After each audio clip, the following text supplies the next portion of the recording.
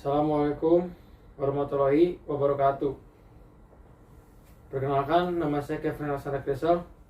Saya dari kelas 12 MIPA 7. Di sini saya akan berpidato tentang permasalahan banjir di lingkungan tempat tinggal.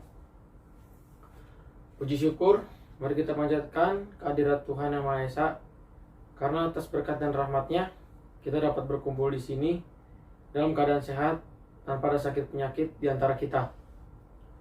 Pertama-tama, saya ucapkan terima kasih kepada Bapak Syarif H.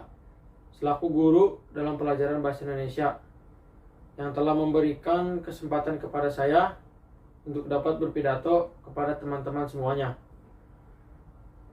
Pada kesempatan kali ini, saya akan membicarakan atau membahas beberapa hal mengenai masalah lingkungan yang akhir-akhir ini secara tidak sadar kita pernah mengalaminya. Apalagi saat ini kita memasuki musim yang bisa dibilang musim pancaroba, di mana bisa berubah-ubah situasi dan kondisinya dengan cepat. Kadang hujan, kadang pula cerah atau panas.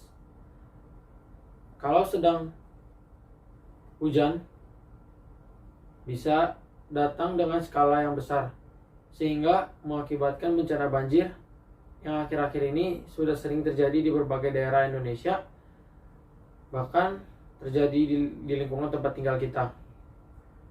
Mengapa hal tersebut bisa terjadi? Lagi-lagi, sampah menjadi penyebab utama permasalahan banjir, ditambah juga dengan sistem drainase yang buruk. Kita lihat lingkungan tempat tinggal kita yang terkena banjir. Begitu banyak sampah yang berserakan di mana-mana, dan penyebabnya sistem drainase yang buruk serta sampah yang berserakan di mana-mana. Dan kita mendapat kiriman banjir dari beberapa daerah, seperti kiriman banjir dari Bogor. Kalau kita perhatikan, di jalan banyak sekali sampah yang tidak dibuang sesuai tempatnya, karena kurangnya kesadaran kita terhadap hal-hal kecil seperti itu, yang mengakibatkan dampak yang parah bagi kita, juga lingkungan kita. Permasalahan banjir banyak juga disebabkan dari berbagai macam faktor. Faktor yang paling berpengaruh adalah ketinggian daerah tersebut. Faktor lainnya adalah yang disebabkan oleh manusia. Selain itu, banjir juga dapat disebabkan karena kurangnya daerah resapan air. Kita lihat di sekeliling kota berkurangnya pepohonan hijau yang gunanya untuk menyerap air. Jika pepohonan sudah tidak ada lagi, maka volume air tetap saja dan tidak ada yang menyerapnya, yang kemungkinan membantu penyebabnya banjir. Contoh lain, kita lihat saluran air di lingkungan tempat tinggal kita, seperti got atau drainase yang kegunaannya untuk mengalirkan air ke sungai, akan tetapi terhambat karena sampah yang menumpuk. Demikian juga dengan kali atau sungai, yang dimana sekarang banyak sekali kali atau sungai dimanfaatkan untuk tempat pembuangan sampah. Oleh karena itulah, kurangnya kesadaran manusia yang membantu terjadinya banjir di lingkungan kita.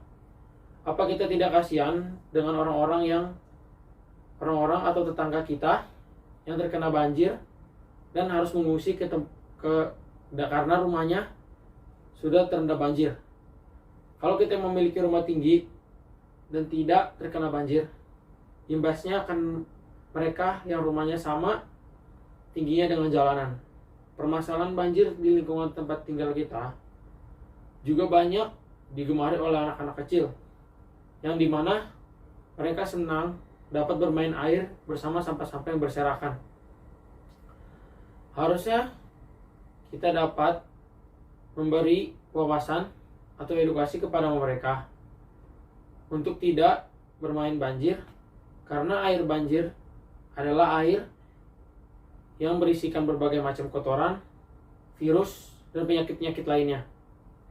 Banyaknya berita yang muncul, anak-anak sakit karena bermain air banjir. Itu sebabnya penting bagi orang tua dan kita yang sudah dewasa untuk mengedukasi dan membimbing anak-anak kecil bahayanya dari banjir. Selain itu, kita juga harus mengajarkan kepada mereka menjaga lingkungan tempat tinggal guna terhindar dari permasalahan banjir. Lingkungan tempat tinggal kita milik kita bersama.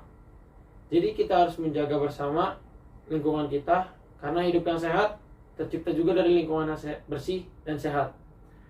Permasalahan banjir di lingkungan tempat tinggal kita sudah terjadi di mana-mana, di berbagai daerah Indonesia, juga ibu kota. Yang dimana kurangnya kepedulian kita, juga kurangnya aktivitas kegiatan bersih-bersih yang seharusnya sering dilakukan atau biasa dikenal dengan kerja bakti. Kegiatan bersih-bersih atau kerja bakti biasanya rutin dilakukan 2 kali dalam seminggu, guna untuk menciptakan lingkungan yang bersih dan terhindar dari banjir. Kegiatan bersih-bersih lingkungan tempat tinggal kita harus sering dilakukan dengan bersama-sama tetangga atau dalam lingkungan RW. Kepala RW biasanya menginfokan bahwa setiap kegiatan bersih-bersih seluruh keluarga harus mengikuti. Tidak boleh alasan tidak mengikuti kecuali keadaan darurat. Kalau kegiatan bersih-bersih di lingkungan tempat tinggal kita selalu dilakukan dan kepedulian kita tinggi terhadap kebersihan lingkungan kita, pasti lingkungan kita bersih dan permasalahan banjir di lingkungan kita dapat diminimalisir. Sekian pidato dari saya. Mohon maaf apabila ada kesalahan dalam pengucapan kata-kata, karena kesalahan itu hanya milik saya pribadi, sedangkan kesempurnaan milik Tuhan Yang Maha Esa. Terima kasih atas perhatiannya. Saya akhiri dengan wassalamualaikum warahmatullahi wabarakatuh.